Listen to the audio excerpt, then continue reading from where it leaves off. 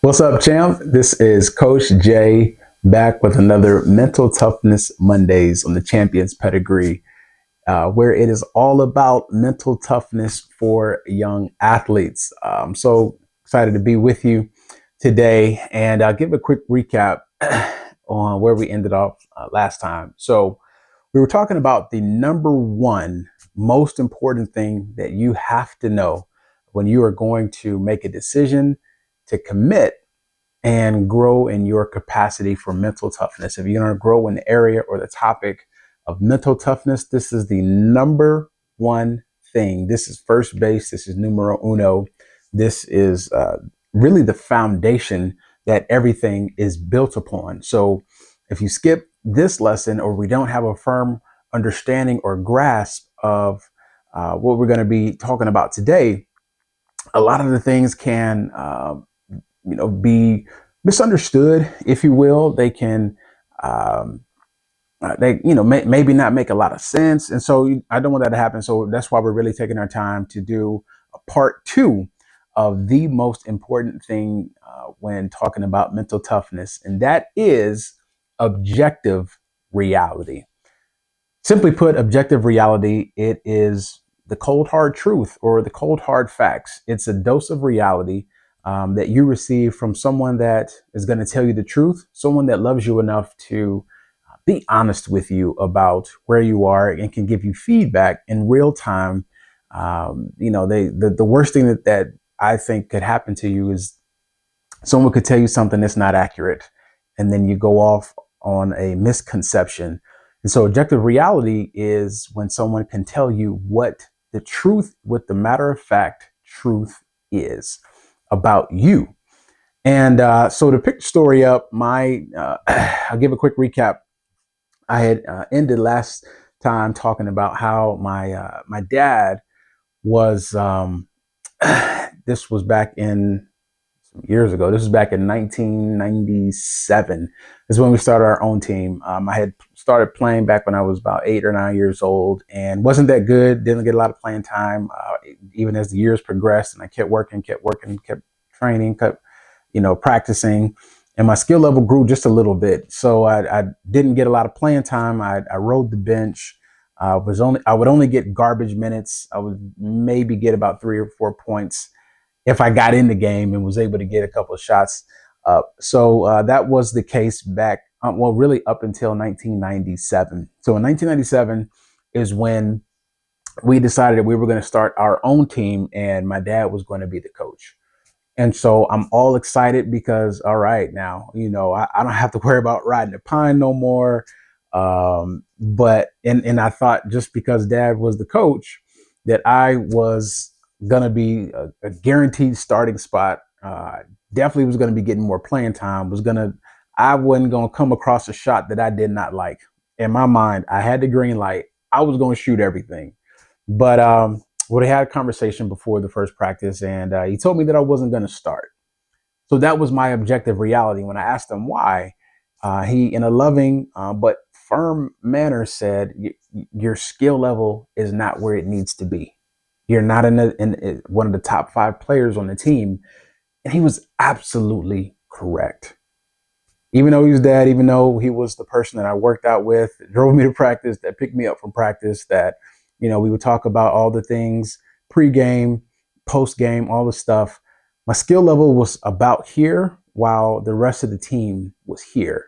And but something happened, is that I made a decision that I wasn't just going to stay here. I wasn't just going to let my skill level stay here, and that there continued to be a gap between my friends, my teammates, the competitors were all here, and I was about here, because I don't know if it was a late start. I don't know what happened, but I made a commitment to, I'm going to figure this thing out, because I don't like riding the bench. I don't like, I don't like that feeling. And so, this is middle school. This is, obviously, you start getting into girls and, wanting to be cool. And, it's not cool when you ride the pine. You know what I'm saying? It's not cool when your crush comes to the game and, she's wondering, why you ain't getting no clock? You know what I'm saying? And I remember after one game, man, afterwards, my crush was there, and I'm going hard in the warm ups, and that was about the only time I saw the floor. And afterwards, I had to fake an ankle injury or a leg injury. And she's like, "What happened? Why didn't you play?" And I was like, "Oh, I'm a little injured right now, so maybe next game I'll be a little bit better." But she never came back to the game. So, but it just wasn't cool. It wasn't cool. But something happened. Um, I made a decision that I was going to commit to this, and I was going to figure it out. I was going to get better. I was going to take one aspect of the game, and I was going to get really good at it. I was going to maximize my capacity for one aspect of the game. And for me, that was shooting. I didn't have the athleticism of everyone, the skill level just of handling the ball, being able to take it to the hole, and just all of those things. I wasn't there. But when it came to shooting, I said, "This is going to be my lick right here. This is going to be what the coach can and the team can depend on me to be able to do." Now, the objective reality, here's how it helped me. It helped me to really find and develop one of my superpowers, which is discipline. Discipline is one of those things where it's like mental toughness is not a very pretty or, sexy word, if you will, but it's one of those things that is necessary. And because it helped me to not only be busy at just practicing, but it helped me to become productive. And so, so at this time, we made a choice. I made a choice. I made a commitment to, I'm getting up every day in the morning before school, and I'm gonna practice. I'm gonna put the work in. I'm going to, man, we were doing stuff. Man, we were doing stuff like, I would sit in a chair on the court and take a basketball and just work on my release. Right, I would work on getting that crinkle right here in the wrist, and then I would be shooting shots, and I would be so frustrated because it was really like the wax on, wax off type of thing. Like I would be doing drills, and I'm like, man, this doesn't make sense. Like, why am I doing this? I need to be like, like getting the same shots that I would get in the type of offense that we ran. Right, that's what I need to be practicing. But that wasn't that's not what the coach ordered. That's not what the doctor ordered, and I had no choice but to be very, very disciplined, but also coachable. So, I would do things like I would wear finger weights. And I don't know if you've ever worked out with finger weights, but I mean, if it takes one time for you to jam your finger. If you play basketball, you jam your fingers all the time, and to have those finger weights on and jam. God, it was so uncomfortable.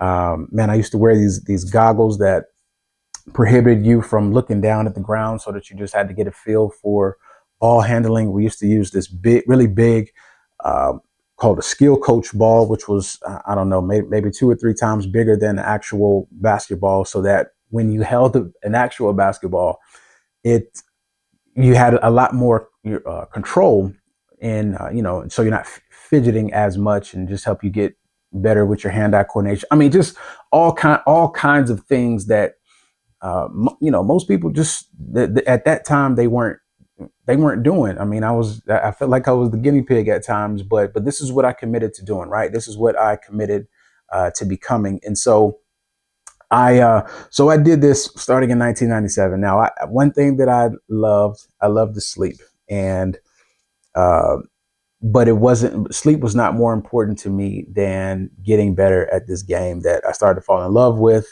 and fell in love with the process as well. So uh, I, I think school started about 8:55, so we would get to the gym like right at 5. I would get up at 5, we'd get to the gym at 5:30, and that was the routine. We would run drills, we would condition, work on free throws, shooting around the world. I would practice with my glasses on, glasses off. Just, I mean, just really all kinds of things. And yeah, I now at this time in the DFW Metroplex, it's starting to get extremely competitive. Now, Dallas, Texas at the time is, we know it's a football state, always has traditionally been a football state. And Dallas is really starting to come up on the basketball level. And I mean, the year before I graduated, I just came across a picture where there were, man, some Dallas Fort Worth Metroplex. I mean, it was bona fide hoopers at that time. I mean, Chris Bosh. I mean, who else was in the picture? Eton, um, Bracy Wright, Deron Williams. All went to go play professional basketball. D1 colleges, professional basketball, whether in the league or overseas. Daniel Hoare. I mean, there were just a lot of really good players in the Metroplex at that time, right? And um, so I did that for, from seventh grade all the way up until um, I graduated. And I did. All right. Sorry, champ. Having some technical difficulties tonight. So I will post what I have so far, and we'll get back to just when we started to see some fruit of, just the dedication, the discipline, being productive, because that's when things really start to get exciting. But there's one quote that I did want to leave with you, and that is really a definition of what I think discipline is. Discipline really is choosing between what you want most and what you want now. Discipline really is choosing between what you want now and what you want most.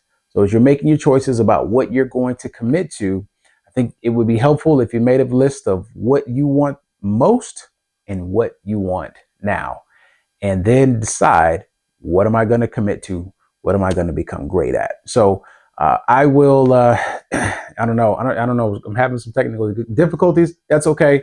It happens. I'll figure it out, and I'll get to really when things start to get fun for me, for the team, and dad, and coach, all that good stuff, because it really does start to get fun. So till next time, I'm Coach Jay, Champions Pedigree, where it is all about mental toughness for young athletes. Cannot wait to share in all of your success that you will experience because you made a commitment to grow in your capacity for mental toughness. I'll see you next time.